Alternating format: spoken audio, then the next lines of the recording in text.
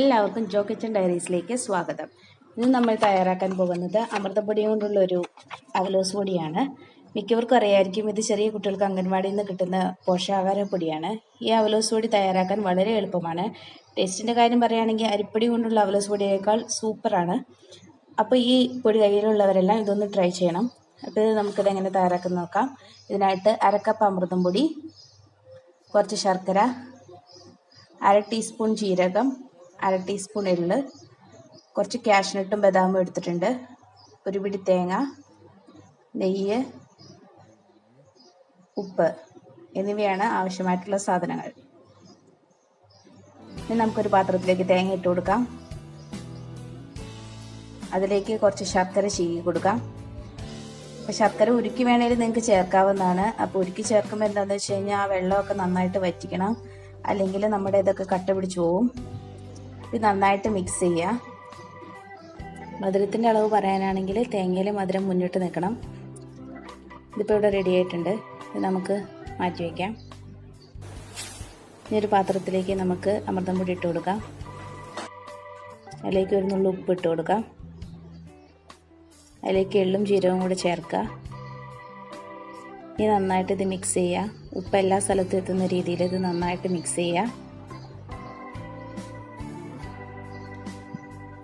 ഇനി നമുക്കൊരു പാൻ വെച്ചിട്ട് അതിലേക്ക് കുറച്ച് നെയ്യ് ഒഴിക്കാം. അതിലേക്ക് കാഷ്നട്ടും ബദാമും ഇട്ട് കൊടുക്കാം. ഇനി ഇത് കളറ് മാറുന്നിടം വരെ നന്നായിട്ട് ഒന്ന് ഫ്രൈ ചെയ്തെടുക്കണം. നിങ്ങൾക്ക് നിങ്ങളുടെ കയ്യിൽ ഈ നട്ട്സ് ഒന്നും ഇല്ലെങ്കിൽ നിങ്ങൾക്ക് ഇഷ്ടമുള്ള ഏതെങ്കിലും നട്ട്സ് വേണമെങ്കിലും ചേർക്കാം. അതിന് പ്രശ്നമൊന്നുമില്ല. ഇതിൽ നട്ട്സ് ചേർക്കുന്ന ഒരു പ്രത്യേക ടേസ്റ്റാണ്.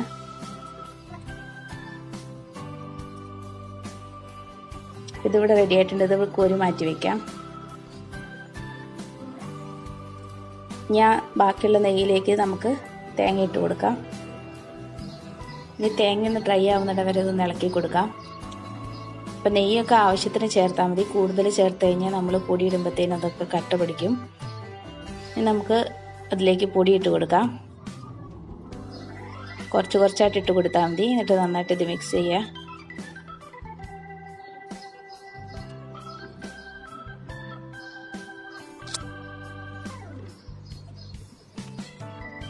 ഇനി ബാക്കിയുള്ള പൊടിയും കൂടെ നമുക്കിതിലേക്ക് ഇടാം.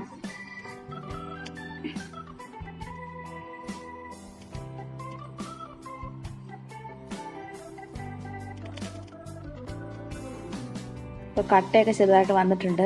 അത് നമുക്ക് പൊടിച്ചു കൊടുക്കുക.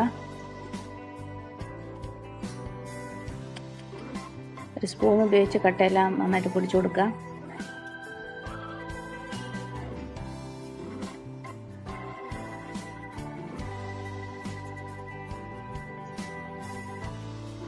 ഇനി ഇതിൻ്റെ കളറ് മാറുന്നിടം വരെ നന്നായിട്ടൊന്ന് ഇളക്കി കൊടുക്കാം. അതേ സമയം എടുക്കത്തില്ല, പെട്ടെന്ന് തന്നെ ഇത് റെഡിയാകുന്നതാണ്. ഇതിൻ്റെ കളറൊക്കെ നന്നായിട്ട് ഇതായി മാറി വന്നിട്ടുണ്ട്. ഇത് ടേസ്റ്റ് ചെയ്ത് കഴിഞ്ഞാൽ ഇത് അമൃതം പൊടി കൊണ്ടുള്ളത് തന്നെയാണെന്ന് പറയില്ല.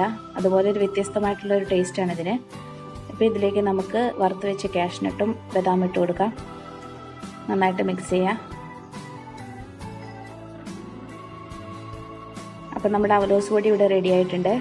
അപ്പോൾ വീഡിയോ ഇഷ്ടമായിട്ടുണ്ടെങ്കിൽ ലൈക്ക് ചെയ്യാനും ഷെയർ ചെയ്യാനും സബ്സ്ക്രൈബ് ചെയ്യാനും മറക്കല്ലേ. Thanks for watching. ബൈ.